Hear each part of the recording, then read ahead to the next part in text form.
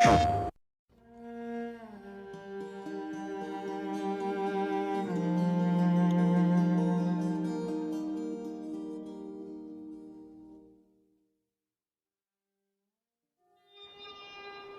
would they mow down all these people? You can't let everyone in. So they killed them? Dead people don't get infected. It's kind of shitty. The Last of Us really has been a story of contrast. It's some pretty dark themes, but they're juxtaposed against an aesthetic that we find very beautiful. That contrast is visual, but it's also in the environment. The world we decided was actually its own character. What happens 20 years after the fall of man when no one's taking care of anything? There's something really pretty about nature reclaiming its domain once we are gone.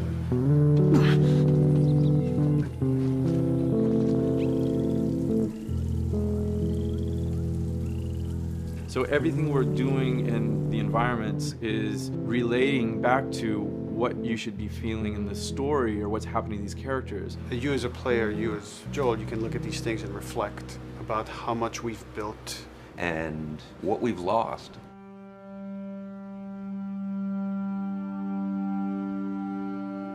You get to see hints of civilization that used to be.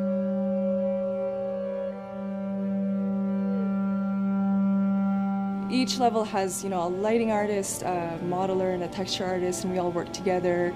This was the block mesh that they gave me, and it set the interior of a building. I had to be mindful of where I had set the lighting up in the color script, how it would be coming through the windows and lighting this area, which would give us this concept. I keep everything on separate layers, so say if they don't want the guys in the concept, I can take them out, or if they don't want the closet there, I can take that out really easily. Keep everything really flexible. Well, Naughty Dog, we really try to cultivate a culture where anybody is encouraged to criticize anybody else's works. And we find that the more we do that, the better the game gets. We don't have a lot of meetings because most of the meetings are you and two other people hanging out at somebody's desk. If you need something to get done, you just go find that person and you talk to them about it. So, dude, I was actually trying to figure out right here, there should probably be some dead foliage. It might be cool to see some of the dead stuff around the edges of the green or even spilling out into the street. Maybe what we do is, in some of these areas, we use it as a transition from the actual concrete up to the side of the building. So they're almost sitting on top of a bed of dead foliage, that really rich kind of orangey brown color. Sienna or something would be nice. Something real cheddary. That's how you know you're done. The end product often ends up being stronger because that bouncing back off somebody else gives you a result that maybe you wouldn't have even thought of in the first place. All right, here's the bridge. That's our way out of here. Mandatory evacuation. Evacuate to where? What do you think? Quarantine zone. See, some places got a heads up before the infection showed up. Most didn't. We consciously take in consideration lighting in the beginning. I've never ever focused so much on lighting and how much sensitivity there is to that here. Did you talk to the character artist about her hand? So her face is getting a lot of speck, but then her arm is just bone dry. You think something we can tweak in shader? We'll have to send back to character team Michael to take a look. I can play with the lights and see if that creates more speck. Yeah. So all the characters cast soft shadows onto the environment. Even when there is no direct sunlight or no direct light sources, we still have nice fuzzy shadows. Damn, that's quite a drop.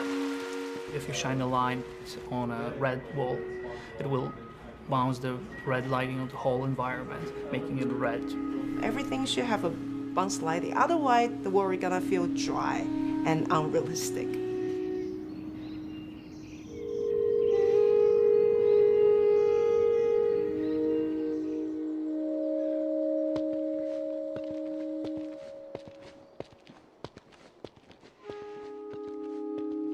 Once I finish the concept, they take it at 3D artists and lighters, VisFX guys, and they'll bring it into the game engine. They got the same sign, all the foliage, lighting. That's how it kind of translates from the color script to the finished game that you play. This way.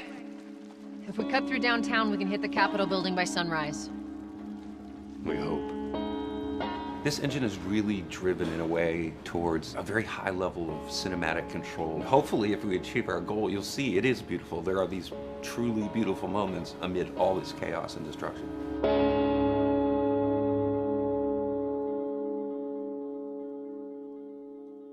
PlayStation